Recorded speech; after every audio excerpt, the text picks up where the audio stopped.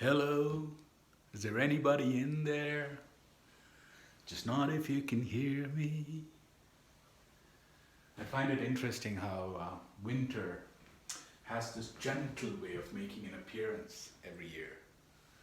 Seems to me that the first snowfall that we get is always on the weekend. I love that. I find it so charitable by the weather gods. I've been noticing it the past few years. And when it starts on a Friday, it gives you a chance to ease into it in terms of winter activities. For me, it's shoveling snow. Again, this weekend, long weekend here, middle of November,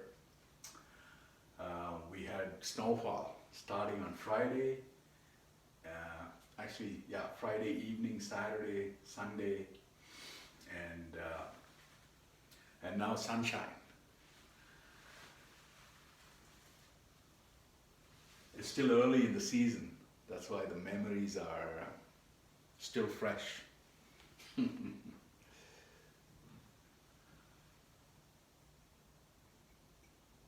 I've almost finished reading The Brothers Karamazov, and I've seen some book reviews on YouTube, and I thought to myself, maybe I should attempt a book review. I have been influenced by this book to maybe catalog some thoughts. The story itself, first of all, this is a Dostoyevsky novel, and it's a long novel. It's not easy to get into it because the start is rather slow and you find yourself falling off the wagon in between. Then you have to get back on, ride a little bit, fall again. For me, it was back to the start and then attempt another round. I found that with this back and forth, I've got a little bit more grounded into the story, and the story, of course, is about this dad, Fyodor Pavlovich, and his three children, the brothers Karamazov. There's Dmitri, who's the oldest. There's Ivan, and there's Alyosha, in that order. The father is not a very responsible cat. He brought them up, didn't bring them up actually. They grew up in different places. And Ivan and Alyosha seem to have spent more time together. They have a half-brother, an illegitimate kid of Fyodor Pavlovich, who's Smirnakov. I find these names, the names of these characters in this book are actually, I find it quite, it doesn't flow off your tongue that easily, but it makes it even more enchanting. There's the four characters I've named now. There's Grigory, who's Fyodor Pavlovich's kind of main valet. There is Father Zosima, who's another character that I'll talk about. There's two ladies who are kind of key characters. One is Grushenka, and the other is Katerina Ivanova. She's called Katya, and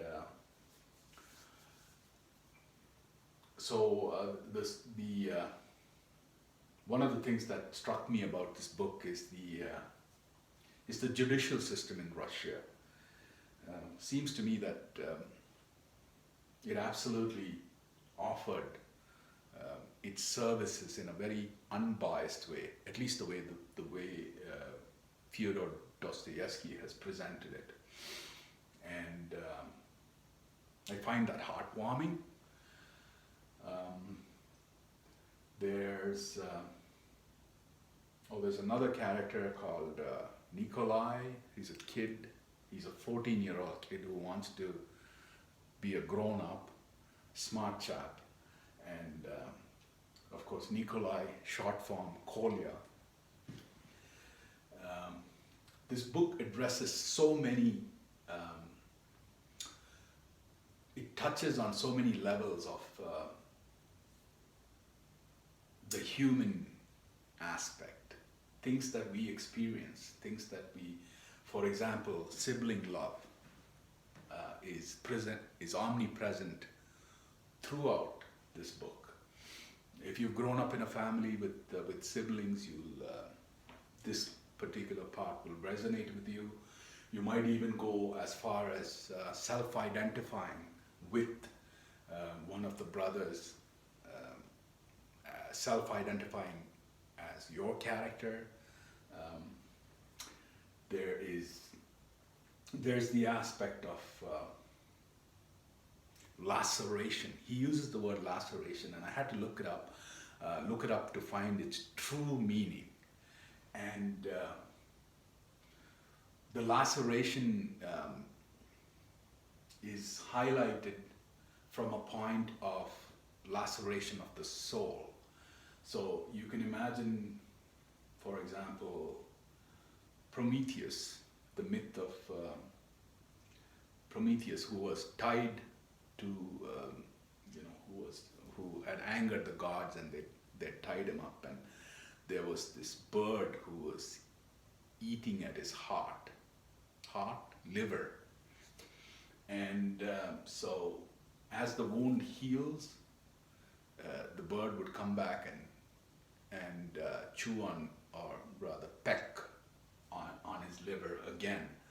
And so the bruise that is caused here is called a laceration, right? Where, or the exact meaning as to how I understand it. The laceration of the soul is perhaps the wound becoming, first of all, it's cut, and as it tends to heal, it opens up again and again and again. And so each time the penetration of the cut is deeper. And so that's one of the things that is addressed in this book, and there are many little short narratives that present this laceration.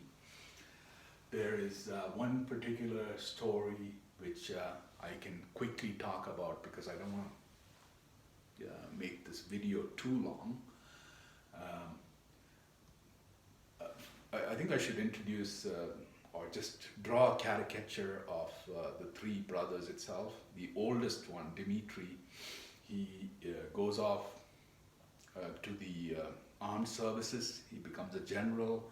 He's a strapping guy, a ladies' man, and he has many relationships, and the women just love him.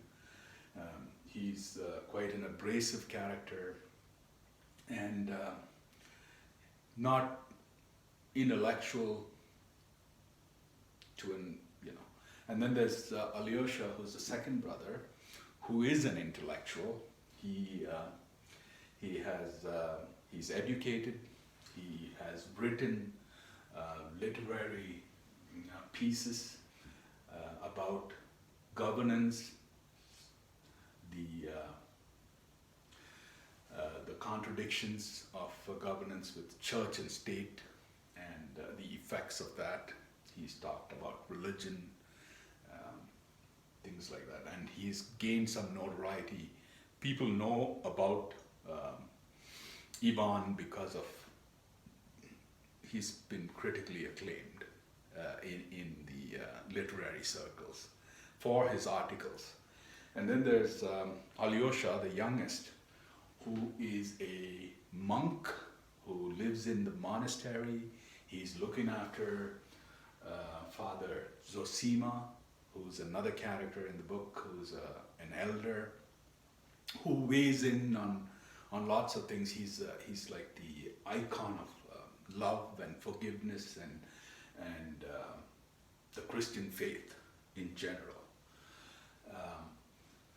So Ivan, of course, one day they have a conversation. Ivan and Alyosha have a conversation. Blows me away. Blows me away because Ivan's point to Alyosha is that are you so hung up on religion without questioning it at all, right? And if you're not questioning it, you should. And Ivan goes on to present many examples of, if there was a God, why is there violence in our world? And then he reduces that. He says, I can accept violence, but violence against children, I cannot accept. And children are innocent, beings, and violence against them means to me that there is no God. I don't want to accept that there is a higher, there is a God, because he allows violence to be committed towards children. I cannot accept that. And he goes on to give a few examples, and there's this one chilling story, blows me away. It, but as you read it, I'll probably just say the narrative, the story itself, which is used as an example. And he talks about this army general who has retired from his duties to the defense, and he buys this 2,000-acre estate, or he's settled into this 2,000-acre estate. So it's like a small community. So there's plenty of people who are all kind of, their existence in this little community is dependent on this general, rich guy. And so he has, levels of people who assist him. And one of the hobbies of this general, he likes hunting and horses, and he's got lots of hunting dogs.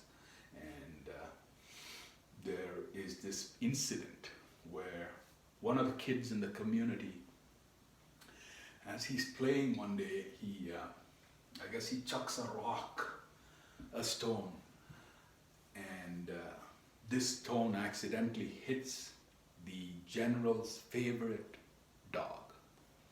So the dog goes home with a limp, and the general, of course, is irritated, extremely angry, and he calls in one of his chief servants and asks, what happened? So he's told, that this kid was throwing a rock and it hit the dog.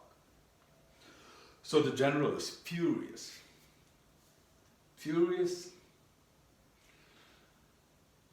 And here's what unfolds.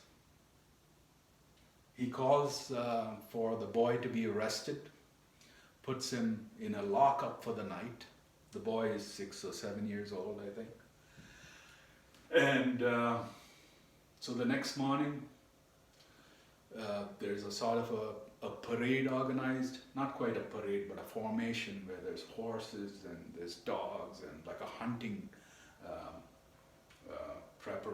preparatory situation.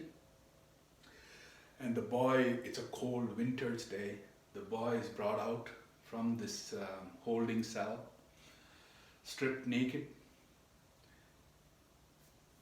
What adds zest to this whole situation, I think, is that they bring the mom of the child. This just, I don't know how to react to it. It's so chilling. But they bring the mom into this area and they strip the kid, and the general tells his top dog, get him to run. Now there's dogs and horses and everything else. And so the kid, fearful,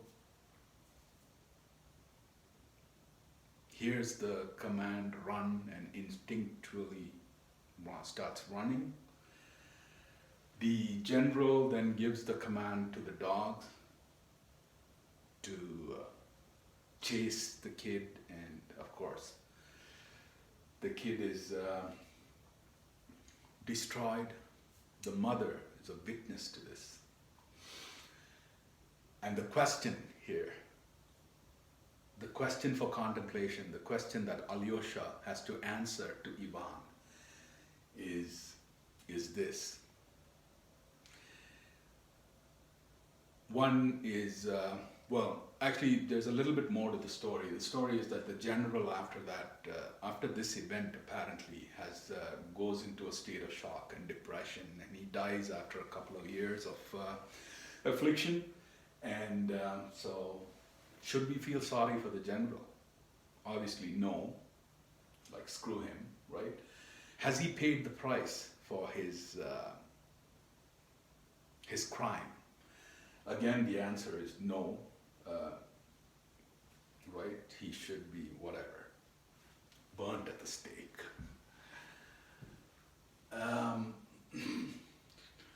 Even if the kid, at some level, did forgive the general for what he did,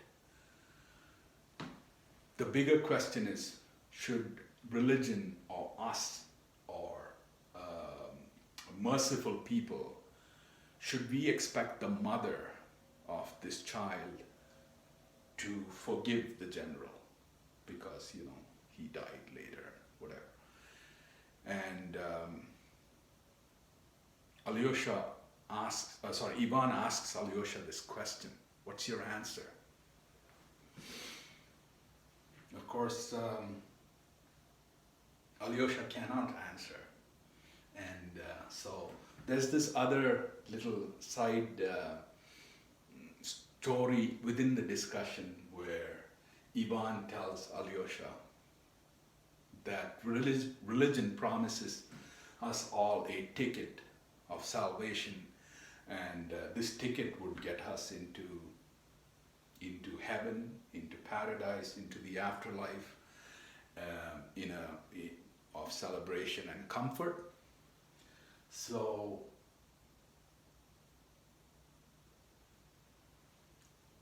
Ivan says, at the price of even one child being subject to violence in the name of, or within the framework of religion and the existence of God, Ivan says, if I'm given a ticket to accept the way things are and be given an entrance to heaven, he says, I give my ticket back to God. I don't need it. I reject that ticket. I'm willing to go to hell. So that's kind of an encapsulation of the depth of what I think Dostoyevsky wants us to contemplate. There's many little interesting, deep articles, or rather plots within the plot that unfolds, and it's quite an interesting book.